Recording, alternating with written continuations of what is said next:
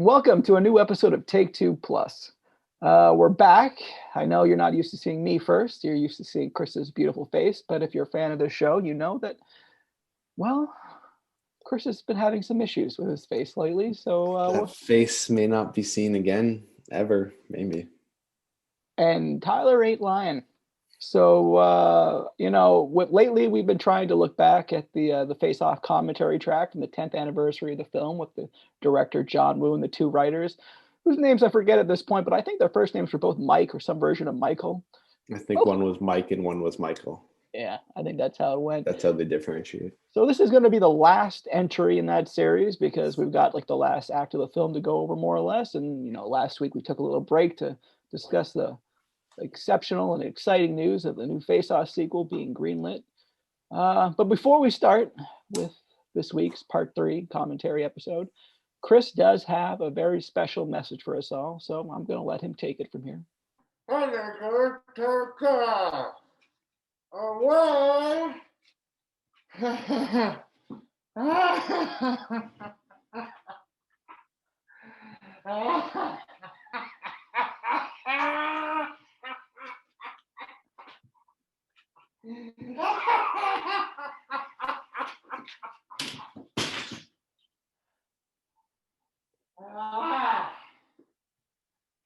that I've got that out of the way, how is everyone doing tonight?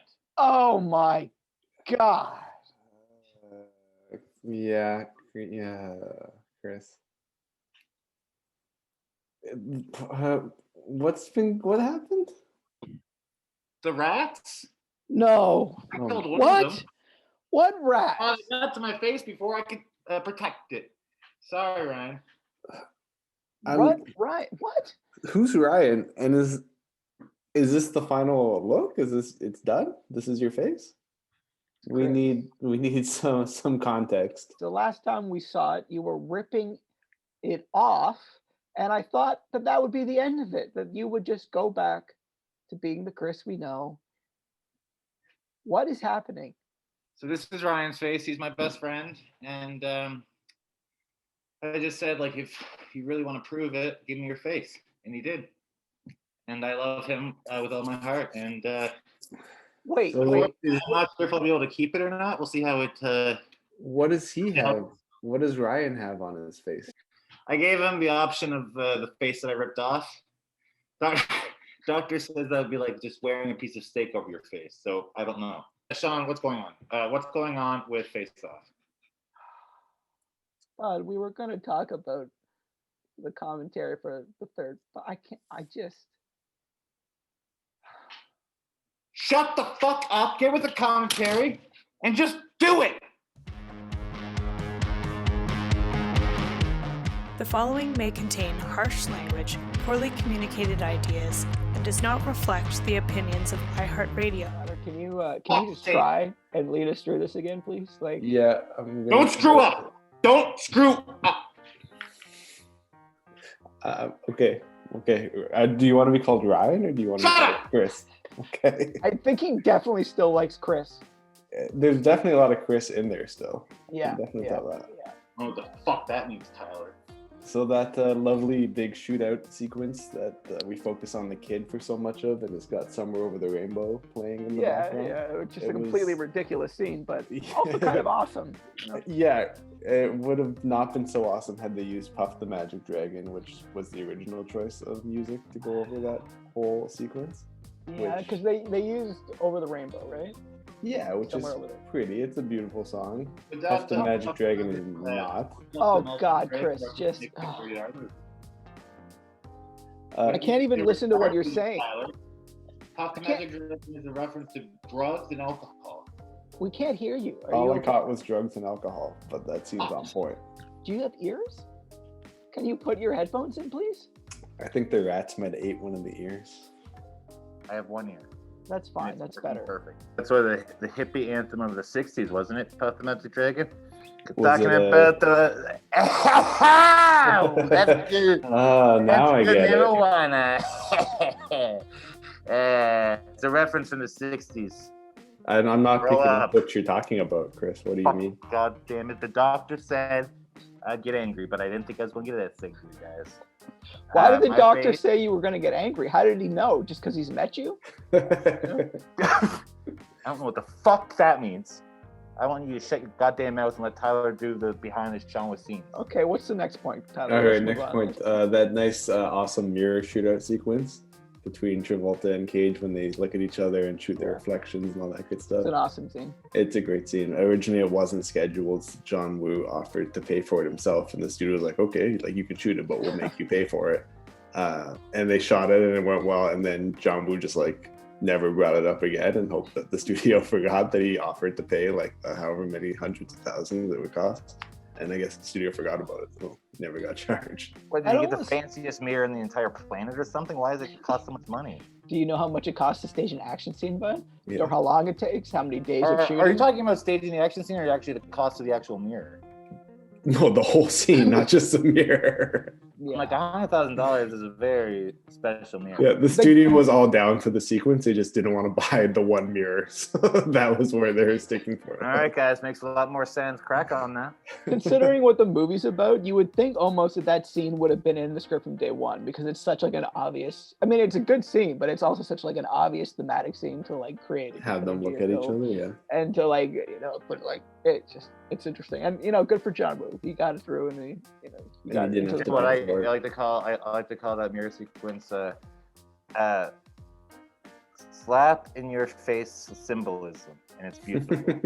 I think this whole movie is slap in your face symbolism, Don't including slap the title. anything on your face anytime soon. Okay, just don't do that. including other people's faces. Don't hold me to that. Moving on. Oh, that's terrifying. Yeah, let's move on. All right, moving on. Just out of interest, Travolta's first day of shooting was the carousel scene, so basically the very beginning of the film. The toughest dramatic moment to film probably is just the day one tip your face. Your kid's gonna die in this scene. Like, go.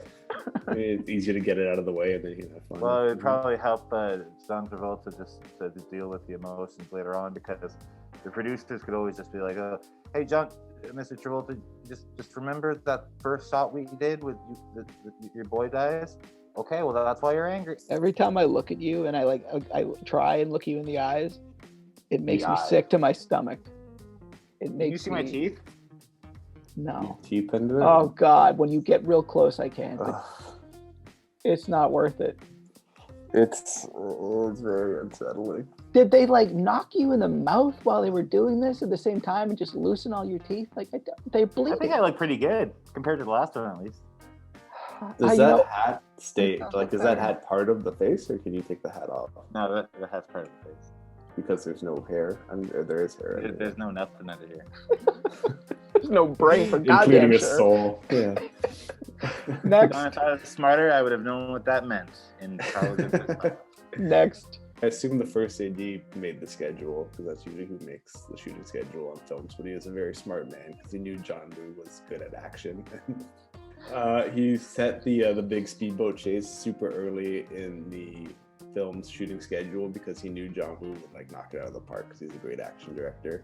Oh, the big finale action piece, the water set piece. Yeah, the big speedboat chase, and basically the studio saw that and loved it so much that they increased the budget of the entire film like super early on.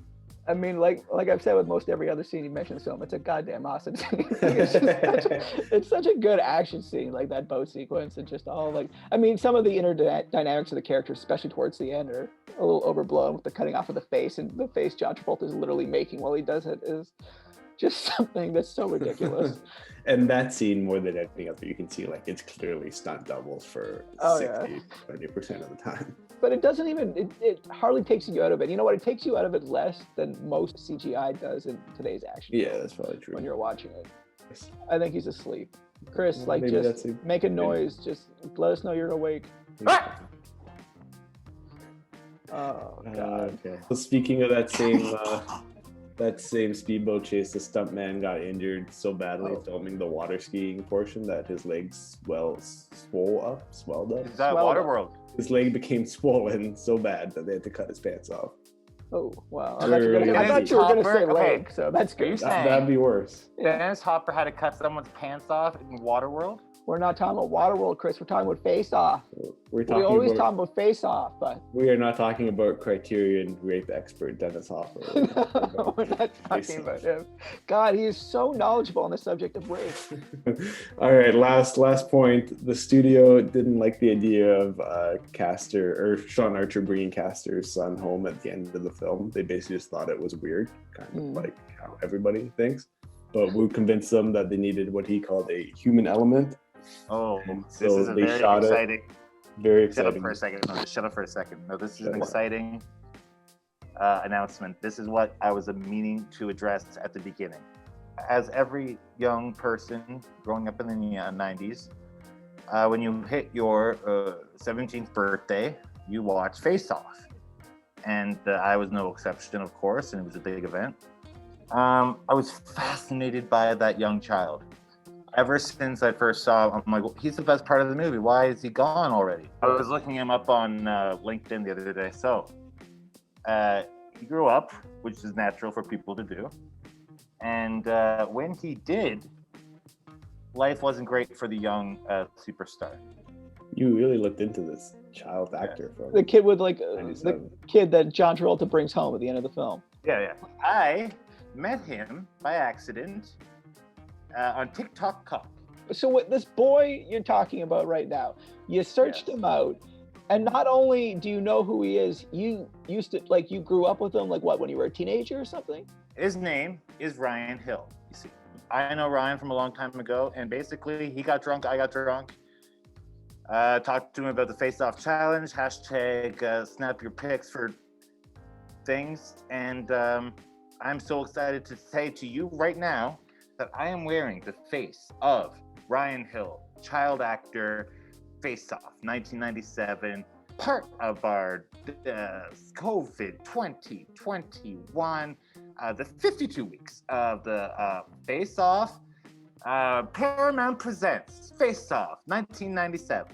What is the point you're making about this boy from Face Off? Chris, if your face isn't looking better by next week, I'm calling the fucking hospital. I don't exist. Your brain is so broken right now. What the fuck does that mean, you son of...